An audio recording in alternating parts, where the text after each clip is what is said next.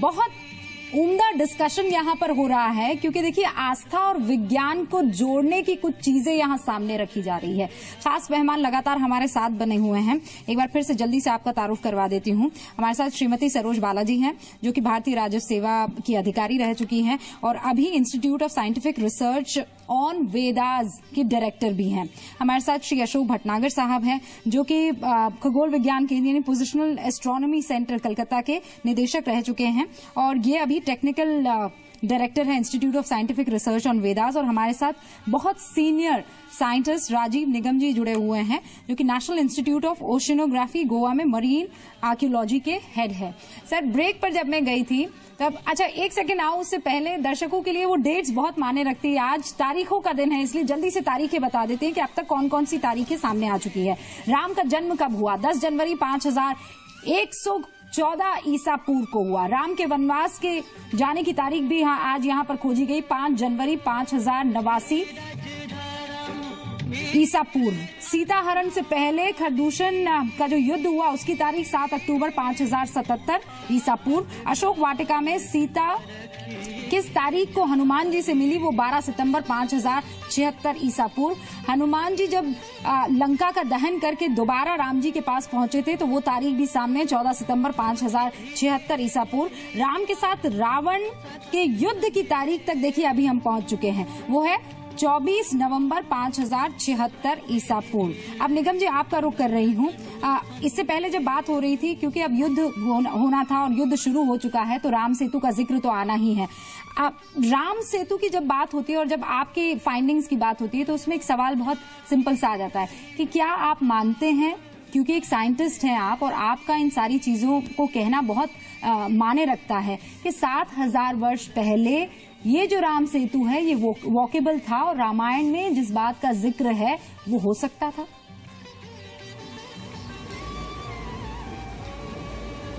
देखिए, राम का जन्म कब हुआ था, रावण के साथ युद्ध कब हुआ था, ये मेरे अधिकार क्षेत्र के बाहर की बात है। ये सरोज बालाजी और श्री पुष्कर भटनागर मुझसे बेहतर बता सकते हैं। लेकिन इन लोगों, मैंने इनके लेक्चर सुने, आई सर्व का दिल्ली में जब कॉन्फ्रेंस थी, राष्ट्रपति ने उसमें आए थे, तो ये कि अगर ये डेट मानी जाती है, ये तो सरोज, हाँ, अब्दुल कलाम साहब आए थे, तो ये चीजें आप देखिए, जितनी भी डेट है ये सब 7000 साल पहले से है। ये सब 7000 साल से ज्यादा है। ईसा पूर्व प्लस 2000 साल आप और जोड़ दीजिए।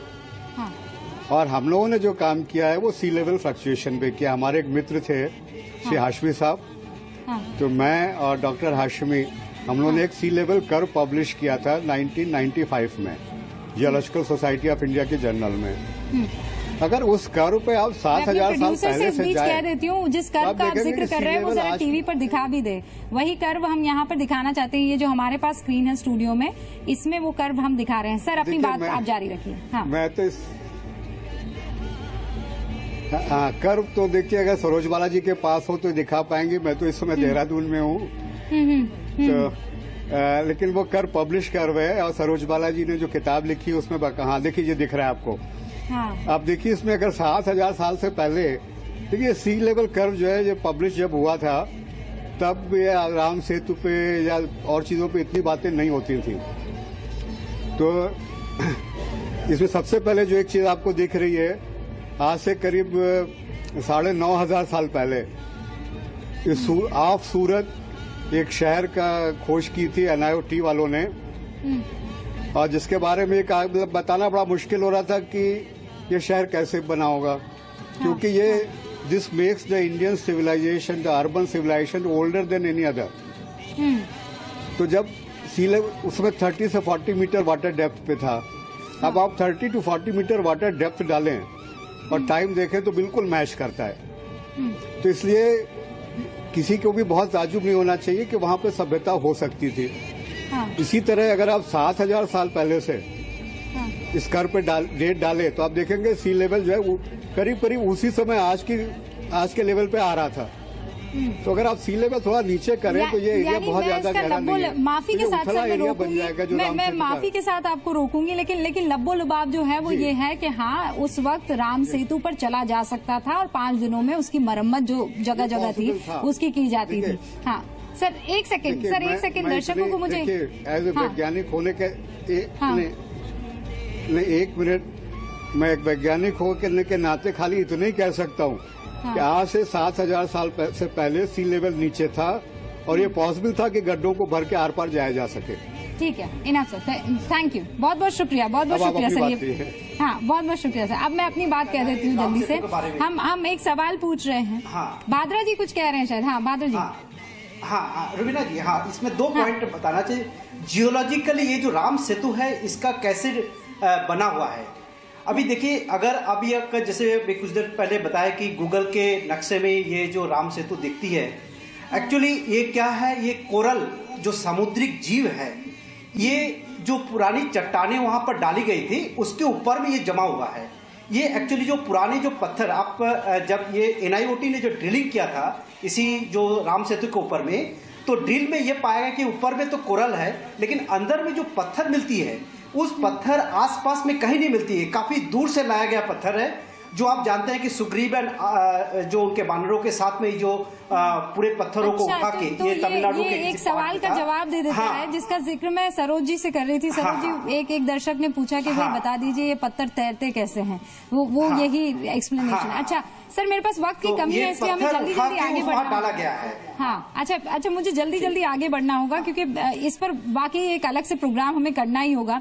लेकिन रावण के वध की तारीख, इसका इंतजार बेसब्री से जनता कर रही है कि कब हुआ था रावण का वध राम की तरफ से, वो तारीख क्या है? आपका ये प्लैनेटोरियम सॉफ्टवेयर क्या बताता है सरोज जी? देखिए, रावण के वध के समय की वाल्मीकि जी ने कोई ग्रह नक्षत्रों की स्थितियां नहीं दी। अच्छा, मगर उन्होंने ये जरूर बताया कि पहले 3 दिन तो रावण अपर हैंड रहा, वो चले गए वापस। फिर 7 दिन युद्ध हुआ रावण और राम में और 7वें दिन उनका वध हुआ। तो जब हम स्क्रीन पर चला रहे हैं, हाँ, तो जब हम तो वो जो उनके उससे उनकी जो तारीख है रावण के वध की, वो 4 दिसंबर 5076 BC आती है। 4 दिसंबर 5076 BC ये रावण के वध की तारीख आती है। 24 नवंबर को शुरू हुआ, हाँ, और 4 दिसंबर को खत्म हुआ। हाँ, रावण का वध हुआ। तो लीजिए, तारीख आपके सामने है और तारीख के साथ साथ देखिए, वो तो ये साइंटिफिकली प्रूवन तारीख दावा जो सरोज जी कर रही हैं उसके हिसाब से 4 दिसंबर 5076 ईसा पूर्व रावण के वध की तारीख आपके सामने है। अभी तो एक और सवाल, अयोध्या पहुंचना है, दिवाली जिसका जिक्र बार बार होता है उसका हम आगे जिक्र करेंगे, उसके लिए अभी थोड़ा आपको इंतजार करना होगा। लेकिन रावण के वध की तारीख अब डिस्क्लोज यहाँ पर हुई है 4 दिसंबर 5076 BC में। अब जब ये वध की तारीखें जिक्र कर रहे हैं उसमें राम सेतु का भी बार बार जिक्र आ रहा है, लेकिन आप बता रही हैं कि बहुत बहुत खूबसूरत वर्णन राम सेतु का दिया गया है। हाँ, मैं एक तो आपके दर्शक का सवाल जरा सा और भाद्रा साहब की बात पे ऐड करना चाहूंगी। देखिए, ये सब व्यर्थ है कहना कि ये नेचुरल है कि मैन मेड है। ये नेचुरल फॉर्मेशन है जिसमें ऊपर ह्यूमन हैंड की जरूरत पड़ती ही है क्योंकि कुछ जगह जगह फिल करना है, कहीं ऊपर लेयर देनी है। तो ये एक नेचुरल फॉर्मेशन है और इसके मिडिल में पर्वत भी है, सुनाब पर्वत जो रामायण में वर्णित है।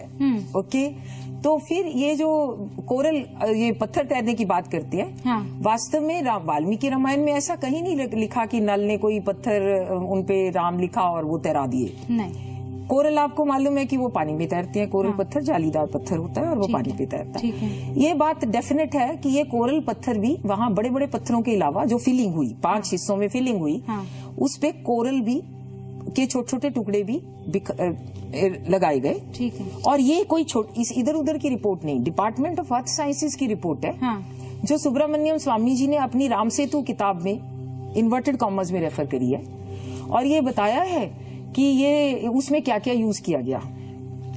ये अर्थ साइंसेज की रिपोर्ट भी ये कहती है कि इस राम सेतु के लेफ्ट एंड राइट साइड में मेसोलिथिक, मोनोलिथिक, माइक्रोलिथिक टूल्स की एविडेंस है, ह्यूमन रिमेन्स की एविडेंस है और ऊपर जो लेयर है उसमें थोड़े कोरल स्टोन्स भी यूज किए गए हैं। एक और चीज मैं जोड़ देती हूँ, फिर उस किताब में फिर इस चीज का भी जिक्र है कि वहां पर जो बड़े बड़े इंस्ट्रूमेंट्स ले जाए गए, फिर उससे वो तोड़ने की कोशिश की गई तो वो जो शिप है वो ही टूट गए।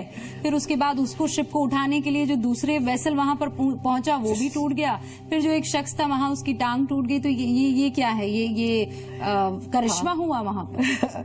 नहीं, देखिए ये बात सही है। आप ड्रेजिंग कॉर्पोरेशन ऑफ इंडिया के वेबसाइट पे भी चले जाइए और किताब में भी चले जाइए कि ड्रेजर टूट गया जब वो सेतु समुद्रम प्रोजेक्ट के को एक्सिक्यूट करने के लिए ब्लास्ट करना चाहते थे। सेतु का हिस्सा, वही फील्ड हिस्सा जो मैन मेड हिस्सा है, वही तो ब्लास्ट करना चाहते थे।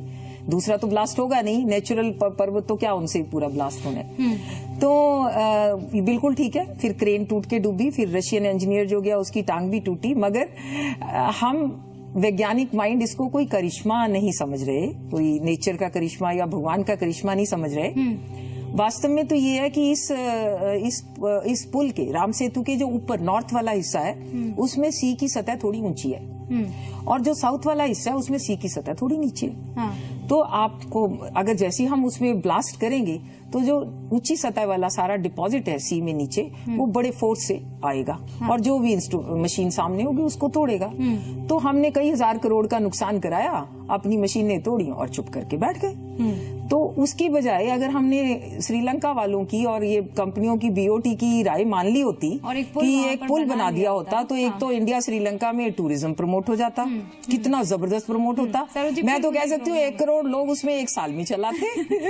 एक और छोटे से ब्रेक के लिए हमें यहाँ पर रुकना होगा। तो ये राम सेतु से जुड़े बहुत से सवाल थे जिनका जवाब यहाँ पर हमें मिला है, लेकिन अभी एक सवाल बाकी है। सवाल ये है कि राम के अयोध्या वापस आने की तारीख क्या है? उस सवाल का जवाब तलाशेंगे, लेकिन उससे पहले राम के जन्म की तारीख जल्दी से 10 जनवरी 5114 बीसी है, यानी ईसा पूर्व। राम के वनवास जाने की तारीख 5 जनवरी 5089 ईसा पूर्व। सीता हरण से पहले खरदूषण का जो युद्ध हुआ उसकी तारीख 7 अक्टूबर 5077 ईसा पूर्व।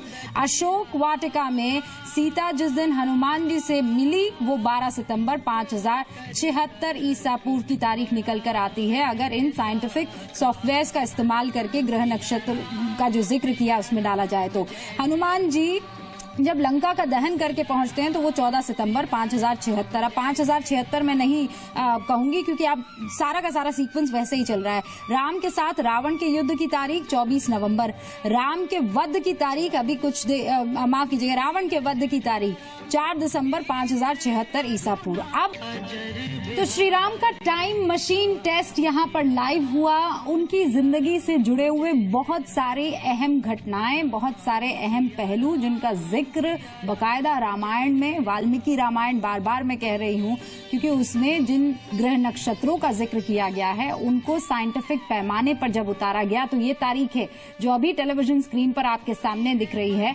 हम बहुत जल्दी इन तारीखों को आपके सामने अपलोड भी करेंगे, लेकिन अभी ये तारीखें आपके सामने जहां जो बड़े बड़े पड़ाव थे श्री राम के जिंदगी के वो हम आपको यहाँ पर बताते चले गए। और ऐसे में बड़ा पड़ाव कैसे भूल सकते हैं, दिवाली, रोशनी, राम के अयोध्या वापस आने की तारीख। मैम, राम के वापस अयोध्या आने की तारीख। फिर मैं ये बताना चाहूंगी कि अयोध्या वापस आने की तारीख के ग्रह नक्षत्रों की स्थितियां नहीं दी हुई। अच्छा। मगर कितने दिन कहां तक आने को लगे, जैसे वो जाते हुए भारद्वाज आश्रम होते हुए गए और फिर भारत के पास पहले नंदीग्राम पहुंचे, तो उस हिसाब से 30 दिसंबर 5076 ईसा पूर्व वो नंदीग्राम अयोध्या के पास जो भारत के पास पहुंचे। और इनको अगर हम लूनर कैलेंडर में डालें तो ये दिवाली की तारीख आती है। नहीं, ये एक बड़ा अलग सवाल है। हाँ। क्योंकि आप ये देखेंगे कि अब जो है चैत्र मास, हाँ, वो अप्रैल में, ठीक है, और दिवाली हम मनाते हैं हाँ, अक्टूबर नवंबर में। 6 महीने का गैप है। हाँ। इस रिसर्च में हम बहुत देर लगे रहे कि ऐसा क्यों है, क्योंकि वो तो राम के जन्मदिन का ही होना चाहिए। राम अपने जन्मदिन पे वनवास गए, जन्मदिन पे वापस आने, क्योंकि भरत ने तो थ्रेट कर रखा है कि वो जिंदा नहीं रहेगा उसके बाद। तो ये 6 महीने अपार्ट कब और कैसे हो गए, अशोक भटनागर जी ने इस पे किया रिसर्च किया। हाँ, अशोक जी, क्योंकि ये तो हर किसी के जहन में उठे जी। इसके ऊपर हमारी रिसर्च अभी जारी है, कंक्लूजन्स नहीं आए, लेकिन इसका जो उत्तर है वो हमें कैलेंडर रिफॉर्म्स में मिल सकता है। अच्छा। अभी के जो हमारे प्रेजेंट कैलेंडर रिफॉर्म्स हुए हैं हमारे भारतवर्ष में, जो इंडियन नेशनल कैलेंडर उसका, या ग्रेगोरियन रिफॉर्म हुआ 1582 में, वो रिफॉर्म्स देखते हुए हम जानते हैं कि रिफॉर्म के बाद जब नया कैलेंडर लागू होता है तो लोग उसको इमीडिएटली एक्सेप्ट नहीं करते, पुराने कैलेंडर को फॉलो करते रहते हैं। अच्छा। तो इसी तरह से हमारे, लेकिन अभी रिसर्च बहुत ब्रीफ में मैं ये कहना चाहूंगा कि ऐसे रिफॉर्म्स हमारी पास्ट में बहुत होते रहे हैं। हाँ। जिसमें कि कैलेंडर्स को चेंज किया जा चुका है। हाँ। और ये ऐसे ही किसी रिफॉर्म का रिजल्ट है, इस फेस्टिवल के लिए नहीं और फेस्टिवल्स के लिए भी। अच्छा, वो हमें यहाँ पर ध्यान रखना होगा। अच्छा, जाते जाते, क्योंकि अब हमारे पास वक्त की कमी है और खास मेहमान लगातार हमारे साथ जुड़े हुए हैं। राजीव निगम जी, आपसे मैं इजाजत लूं उससे पहले ही, आप लगातार इनसे जुड़े रहे हैं, 9 साल की ये गहन रिसर्च है, बहुत सारी इंटरेस्टिंग चीजें आपने भी जहन में रखी होगी एज अ साइंटिस्ट, क्या वो आप हमारे साथ शेयर करेंगे, खासकर अगर इस कॉन्टेक्स्ट में बात करना चाहूं तो?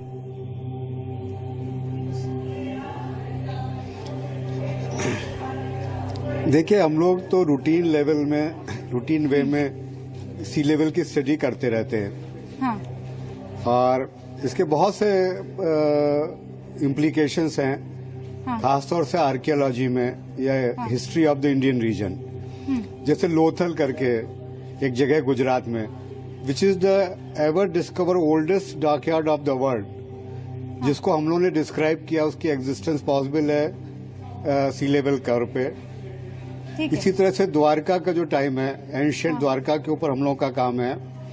और जब ये सरोज बालाजी ने राम के जन्म के ऊपर काम शुरू किया और ये पर्टिकुलर डेट के साथ आई, जब तक ये नहीं पॉसिबल था, हम लोग इस बारे में अपने कुछ भी राय रखने के लिए बहुत ही मुश्किल था हमारे लिए। हाँ।